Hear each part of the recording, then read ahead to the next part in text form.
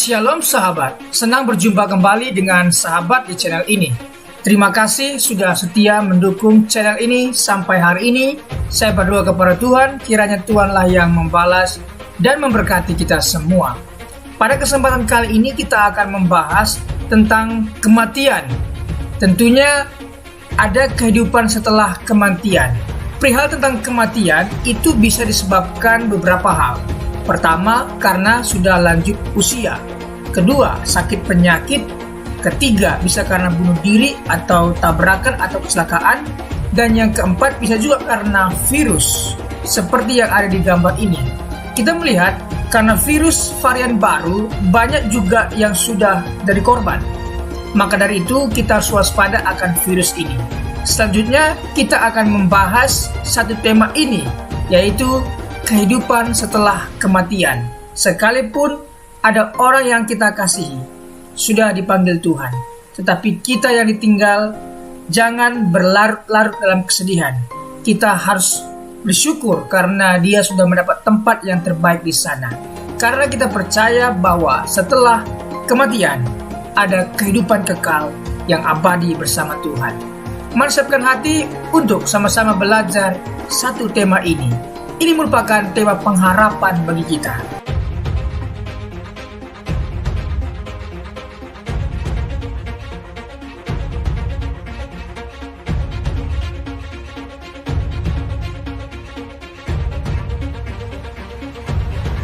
Kehidupan setelah kematian.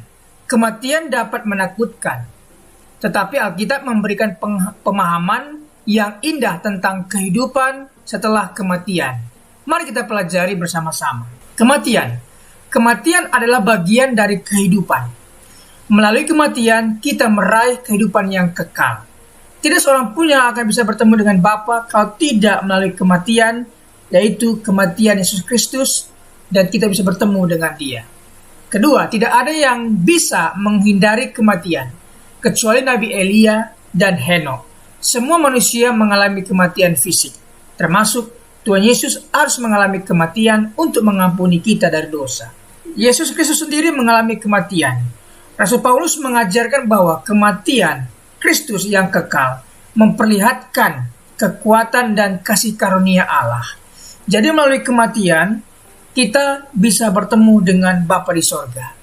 Tentunya kalau kita percaya kepada Tuhan Yesus. Jadi kita tahu sekarang bahwa kita ini dilahirkan dua kali dan sekali kematian. Kelahiran secara biologis dan yang kedua kelahiran secara rohani atau lahir baru. Setelah itu kita akan mengalami kematian. Kematian ini membawa kita bertemu dengan Bapa di sorga. Kehidupan setelah kematian. Orang benar pergi ke sorga. Setelah kematian, orang benar akan pergi ke sorga untuk bersatu dengan Tuhan. Kedua, orang jahat terpisah dari Tuhan. Setelah kematian, orang jahat akan terpisah dari Allah dan menderita penghukuman mereka di neraka. Jadi kita tahu bahwa orang yang benar akan masuk surga, tapi orang yang jahat akan terpisah dari Tuhan atau masuk ke neraka menerima siksaan sesuai perbuatan yang dia buat selama di bumi. Berikutnya, kebangkitan kembali. Pada akhir dunia, semua manusia akan dibangkitkan kembali untuk diadili dan menerima penghargaan atau hukuman. Jadi ketika orang yang sudah mati, yang di dalam Tuhan maupun tidak di dalam Tuhan akan dibangkitkan. Tentunya yang satu masuk ke tempat yang terbaik untuk diadili, akan mendapat pahala, mendapat mahkota, tentunya sesuai dengan perbuatan yang dia buat selama di bumi. Demikian juga orang jahat akan dibangkitkan, kemudian menerima penghakiman dan disiksa untuk selama-lamanya di api neraka. Surga adalah tempat yang indah. Surga adalah tempat yang dipenuhi dengan kebahagiaan, cinta, dan kedamaian yang abadi. Dari sini kita bisa mendapat kesimpulan bahwa surga itu indah, surga itu tempat yang baik. Tidak ada lagi celah dosa di sana. Tidak ada kawin-mawin di sana. Orang benar akan bersatu dengan Tuhan. Orang benar yang telah diselamatkan melalui darah Yesus Kristus akan hidup di dalam kehadiran Allah selama-lamanya. Jadi dia yang sudah mati di dalam Tuhan akan masuk ke surga bersatu dengan Tuhan Yesus. Surga adalah rumah yang sejati bagi orang percaya. Orang percaya kepada Yesus akan diselamatkan, menikmati kebahagiaan abadi di surga. Jadi inilah pemahaman yang benar tentang surga, bahwa surga itu indah. Surga itu hanya orang-orang yang memiliki iman kepada Tuhan dan bersatu dengan Tuhan di sana, dan di surga rumah yang sejati bagi orang-orang percaya. Jadi apabila Anda mendengar berita ini dan belum sempat menerima Yesus, sekarang juga ambil keputusan untuk terima Yesus.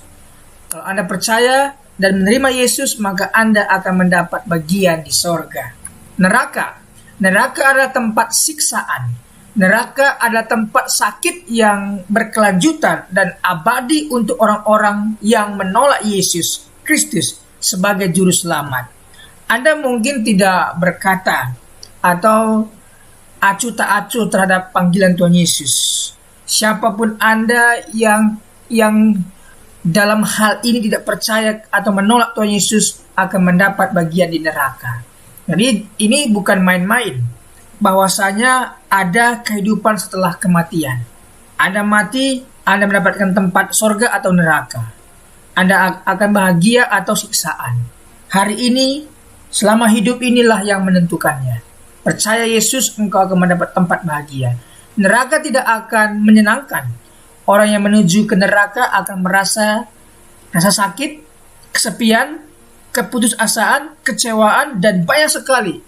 Misalnya kepedihan, air mata, dan semua dituangkan di sana. Jadi di neraka itu tidak ada satupun bagian yang indah. Semua yang menyakitkan. Kenapa? Karena dia sudah merasakan waktu di bumi. Dan dia sekarang menerima akibatnya di neraka.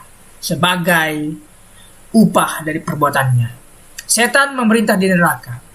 Setan dan iblisnya yang jahat memerintah neraka dan menyiksa orang-orang yang menuju ke sana.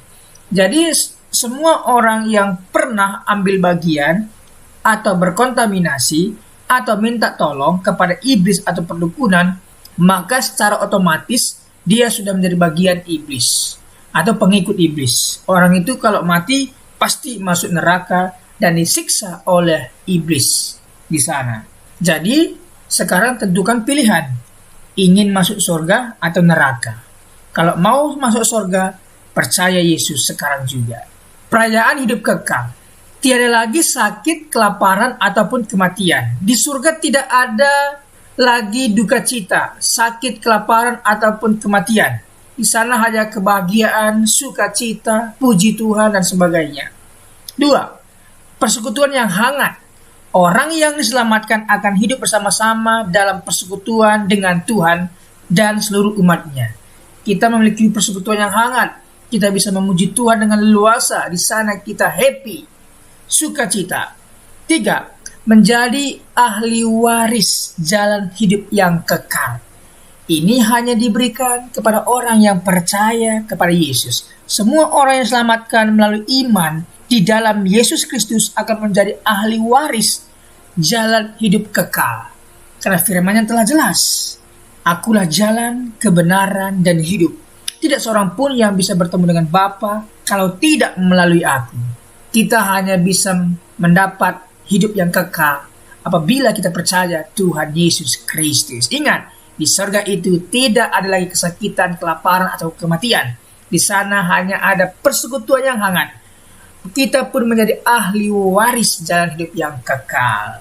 Kaitan kehidupan setelah kematian dengan pilihan hidup di dunia. Jadi selama dunialah yang menentukan kita mau ikut Yesus atau tidak. Ketika kita selama di dunia percaya Yesus, maka mungkin akan mendapat derita, cercaan, penderitaan, penindasan dari orang-orang yang tidak seiman. Tidak apa-apa, karena hidup ini sementara saja. Setelah itu ada kehidupan yang abadi. Pilihan hidup Anda mempengaruhi kehidupan setelah kematian Anda. Pilihan dan tindakan Anda di dunia akan mempengaruhi nasib dan kehidupan setelah kematian. Jadi Selama hiduplah yang menentukan Anda mau ke sorga atau tidak. Hanya diselamatkan melalui kepercayaan di dalam Yesus Kristus. Ingat, hanya only Jesus. Hanya melalui kepercayaan di dalam Yesus Kristus seseorang bisa diselamatkan dan mendapat tempat abadi di sorga. Ingat sekali lagi, hanya Yesus adalah jalan, kebenaran, dan hidup. Tidak seorang pun yang bisa bertemu dengan Bapa kalau tidak melalui Tuhan Yesus. Setiap orang memiliki kesempatan. Setiap orang memiliki kesempatan untuk menerima keselamatan yang ditawarkan oleh Yesus Kristus di dunia ini. Saya percaya melalui pemberitaan lewat online, semua orang sudah mendengar berita tentang Yesus. Tetapi kalau dia tetap masih menutup telinga, tidak menutup hati, dan tidak mau menerima Yesus, itu keputusan mereka. Berarti mereka memang sudah ditetapkan untuk masuk ke sana. Buktinya mereka menutup hati, mengeraskan hati, ya kan? Jadi, bagi sahabat yang belum percaya Yesus mendengar berita ini, segera buka hati untuk terima Tuhan Yesus. Karena Tuhan Yesus, hanya Tuhan Yesuslah jalan kebenaran, jalan kehidupan, jalan yang bisa kita tempuh untuk bertemu dengan Bapa di sorga. Pentingnya memahami kehidupan setelah kematian. Ini yang harus kita pahami. Memudahkan proses penyesuaian. Pemahaman yang jelas tentang kehidupan setelah kematian dapat membantu kita menyesuaikan diri dengan kehilangan dan perubahan dalam hidup kita. Sekalipun kita kehilangan orang yang kita cinta, mungkin itu ayah kita, ibu kita, dan sebagainya.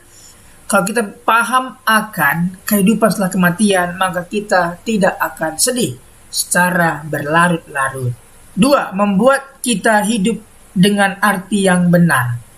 Membuat hidup kita berarti. Kenapa? Karena kita tahu bahwa selama kita hiduplah yang menentukan kita di sorga atau di neraka. Kita mendapat upah atau tidak. Kita mendapat pahala atau tidak. Kita mendapat mahkota atau tidak. Selama hiduplah yang menentukan. Dengan memahami kehidupan setelah kematian, kita dapat memberikan arti yang tepat pada hidup dan mengarahkan prioritas kita pada hal-hal yang abadi. Ketiga, memberikan harapan masa depan yang jelas. Dengan memahami kehidupan setelah kematian, kita memiliki harapan masa depan yang jelas dan memberikan kekuatan untuk menjalani hidup di dunia secara bijaksana. Jadi, kalau kita paham bahwa ada kehidupan setelah kematian, maka kita tidak akan menyanyiakan waktu yang singkat ini. Tentu kita akan percaya Yesus, kemudian kita berbuat baik tanpa harus disuruh. Berbuat baik itu perintah Tuhan untuk kita, karena kita dicipta untuk berbuat baik. Dari berbuat baik itulah kita akan mendapatkan mahkota atau pahala atau upah yang sesuai dengan perbuatan kita. Karena semua perbuatan kita akan kita pertanggungjawabkan. Semua perbuatan kita itu akan dibakar di api suci. Apakah perbuatan kita itu seperti jerami? Apakah perbuatan kita itu seperti kayu? Apakah perbuatan kita itu seperti emas? Kalau hanya seperti jerami dan kayu akan terbakar, gosong dan tidak mendapat apa-apa. Tetapi kalau emas, maka itu akan dibentuk menjadi mahkota bagi kita. Jadi inilah makna pentingnya memahami kehidupan setelah kematian. Terima kasih sudah mendengarkan. Apabila ada saran, tanggapan, dan komentar, silahkan tinggalkan komentarnya di kolom komentar di bawah video ini. Terima kasih, Tuhan Yesus memberkati. Terima kasih sahabat sudah mengikuti dan menyaksikan tayangan kami hari ini. Saya yakin dan percaya kita pasti diberkati melalui tayangan hari ini. Sahabat, bila diberkati dengan tayangan kami, marilah kita dengan murah hati share video ini kepada teman-teman kita yang lain, agar mereka juga tidak kehilangan informasi dan mereka juga diberkati. Diberkati untuk memberkati. Sahabat John Pregador, banyak sekali pelajaran yang kita bisa ambil dari sesi hari ini. Catatlah baik-baik poin-poin yang telah disampaikan, simpan dalam hati, dan diaplikasikan dalam kehidupan sehari-hari. Saya yakin dan percaya itu bisa menjadi pelajaran dan rema buat kita, sekaligus membuat kita bijaksana dan bertanggung jawab dalam menjalani kehidupan ini. Sahabat John Pregador, apapun yang terjadi dalam kehidupan ini, tetaplah percaya kepada Tuhan, bersandar kepada Tuhan, pegang firman Tuhan. Karena firman Tuhan adalah pedoman hidup kita yang menuntun kita kepada jalan yang benar, yang membawa kita kepada keselamatan yang kekal. Jadi sahabat, mari kita mempergunakan waktu ini sebaik-baiknya. Selama hidup, selama masih diberikan kesempatan untuk berkarya, mari kita beri yang terbaik kepada Tuhan. Sahabat, apabila engkau dalam kesusahan, ingatlah firman ini. Marilah kepadaku semua yang letih lesu dan berbeban berat, aku akan memberikan kelegaan kepadamu. Pikulah kuk yang kupasang dan belajarlah kepadaku, karena aku lemah lembut dan rendah hati, dan jiwamu akan mendapatkan ketenangan. Diberkati orang yang mengandalkan Tuhan, yang menaruh harapannya kepada Tuhan. Ia akan seperti pohon yang ditanam di tepi air, yang merambat akar-akarnya ke tepi batang air, dan yang tidak mengalami datangnya panas terik, yang daunnya tetap hijau, yang tidak khawatir dalam tahun kering, dan yang tidak berhenti menghasilkan buah. Janganlah takut, sebab aku menyertai engkau. Janganlah bimbang, sebab aku ini Allahmu. Aku akan meneguhkan, bahkan akan menolong engkau. Aku akan memegang engkau dengan tangan kananku yang membawa kemenangan. Sebab aku ini mengetahui rancangan-rancangan apa yang ada padaku mengenai kamu.